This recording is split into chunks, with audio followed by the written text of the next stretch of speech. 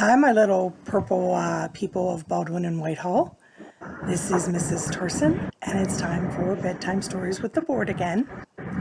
I'm ready for bed. I hope you are too.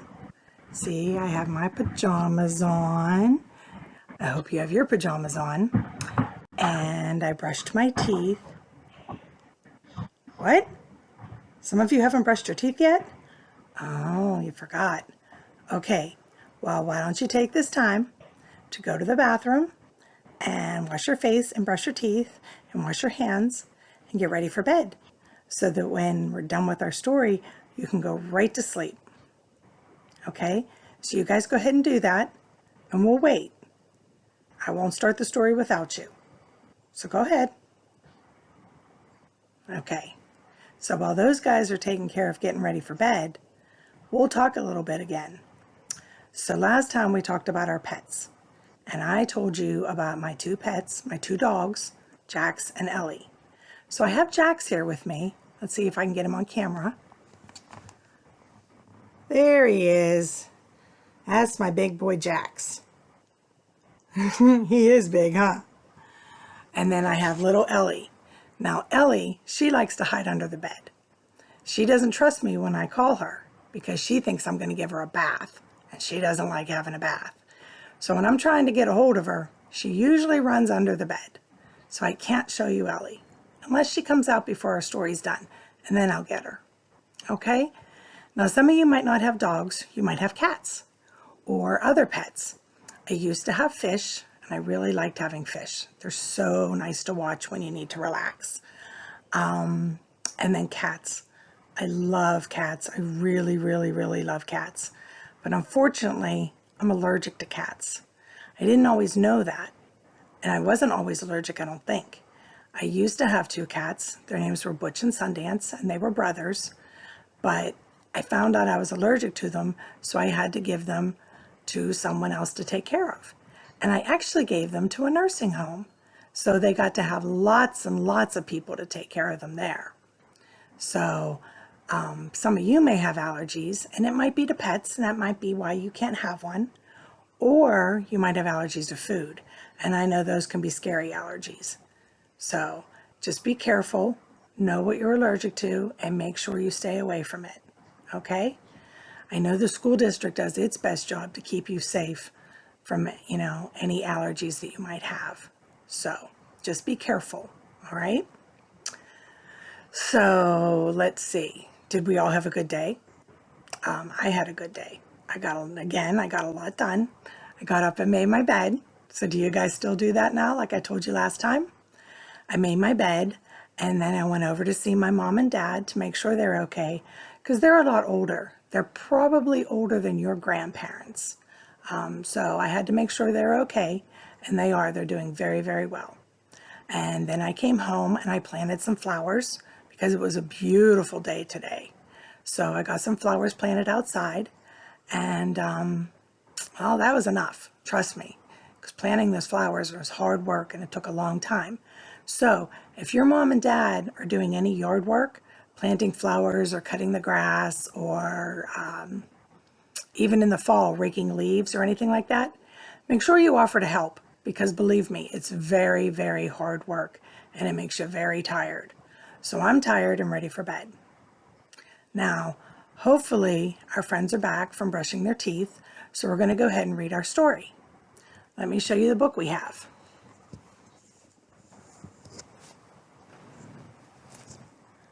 The book we have tonight is called Children's Bedtime Treasury.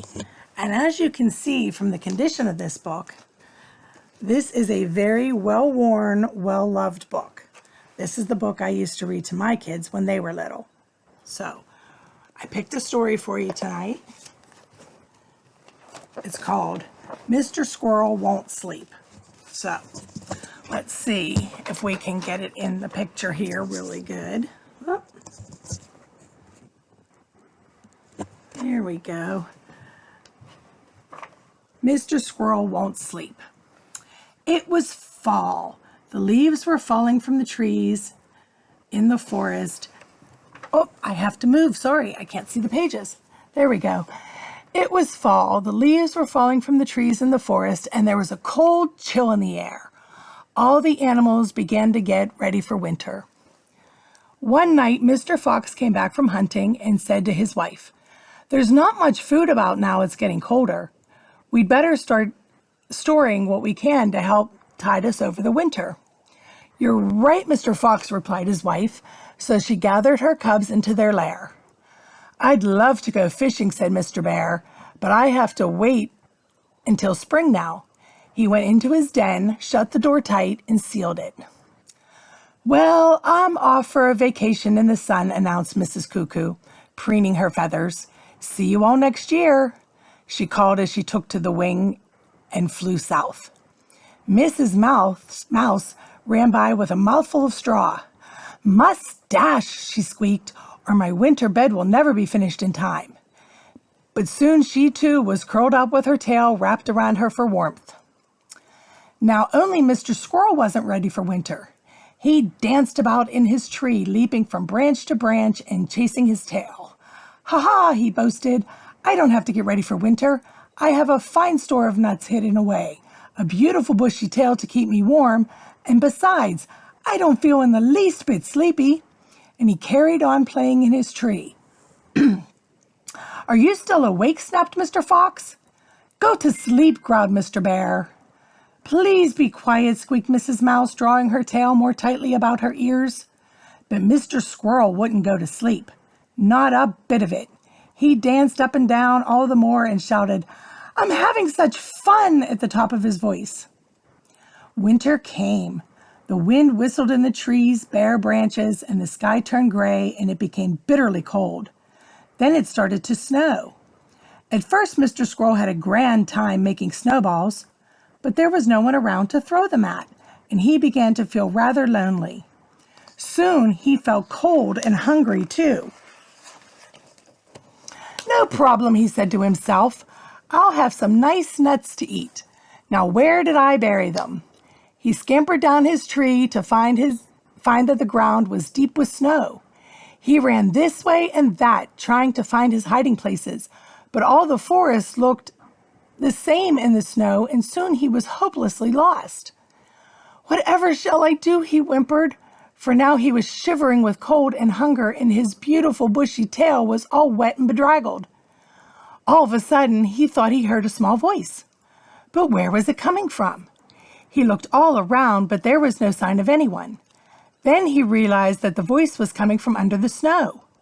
"Hurry up," said the voice. "You can join me down here, but you'll have to dig a path to my door." Mr. Squirrel started digging frantically with his front paws, and sure enough, there was a path leading to a door under a tree stump. The door was slightly open enough for Mr. Squirrel to squeeze his thin, tired body through. Inside was a warm, cozy room with a roaring fire, and stirring by the fire was a tiny elf. "I heard you running around up there and thought you might be in need of a bit of shelter," said the elf. "Come and warm yourself by the fire." Mr. Squirrel was only too pleased to accept, and soon he was feeling warm and dry. "This isn't my house, you know," said the elf. "I think it might be part of an old badger set. I got lost in the forest, so when I found this place, I decided to stay here until spring. Though how I'll ever find my way home, I don't know." A fat tear rolled down the elf's cheek. "I have been a very foolish squirrel," said Mr. Squirrel. "If you hadn't taken me in, I surely would have died. I am indebted to you, and if you will let me stay here until spring, I will help you find your way home." "Of course you can stay," replied the elf. "I'd be glad of the company." So Mr. Squirrel settled down with his tail for a blanket, and soon he was fast asleep. Days and nights passed, until one day the elf popped his head out of the door and exclaimed, "The snow has melted! Spring is coming! Wake up, Mr. Squirrel!" Mr. Squirrel rubbed his eyes and looked out. It was true. There were patches of blue in the sky, and he could hear a bird singing.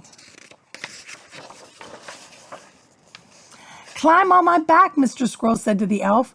"I'm going to show you the world." They set off through the forest until they came to the highest tree of all. "Hold tight," called Mr. Squirrel as he climbed up through the branches until finally they reached the very top of the tree. "You can look now," said Mr. Squirrel, seeing that the elf had put his tiny hands over his eyes. The elf uncovered his eyes and stared and stared. He had never seen anything like it in his whole life. Stretching in all directions as far as the eye could see were mountains, lakes, rivers, forests, and fields. "What's that silvery blue thing in the distance?" asked the elf. "Why, that's the sea," replied Mr. Squirrel. Suddenly the elf started to jump for joy. "What is it?" said Mr. Squirrel. I can see my home," cried the elf, pointing down to the valley below the forest. "And there's my wife sitting in a chair in the sunshine. I must go home, Mr. Squirrel. Thank you for showing me the world, for I should never have seen my home again without you." And with that, he climbed down the tree and skipped all the way home. Mr. Squirrel made his way back to his own tree. "Where have you been?" said Mr. Fox. "We've been looking for you," said Mr. Bear. "I'm glad you're home," said Mrs. Mouse. "So am I," said Mr. Squirrel. "I've been very foolish, but I've learned my lesson. Now let's have a party. I've got rather a lot of nuts that need eating up." So the animals celebrated spring with a fine feast, and Mr. Squirrel vowed not to be silly again next winter. The end. Now that's the end of that story, but I'm going to read you one more quick story, because every night when my kids were little, we always read a different bedtime story, but then we always ended every night with this story. This story is called Little Prayers. "I'm ready to sleep all safe and snug. I've heard a story and had a hug. Thank you, God, for a happy day, and give me a happy tomorrow, I pray. I wonder what I'll dream tonight, here in my cozy bed. Perhaps I'll dream of kings and queens, or just of my old bear Ted. My guardian angel spends the night and keeps me safe till morning light. Thanks for the sun, thanks for the moon, thanks for the stars so bright. Thanks for watching over me, morning, noon, and night. Thank you, God, for books and toys to share with other girls and boys. Thank you, God, for earth and sky, for oceans deep and mountains high, for summer, winter, fall, and spring. Thank you, God, for everything." So I hope you enjoyed this bedtime story, and it's time for us all to go to bed now. So good night, stay safe, and don't forget to give your family a hug and a kiss before you go to bed. We'll talk to you again soon. Good night.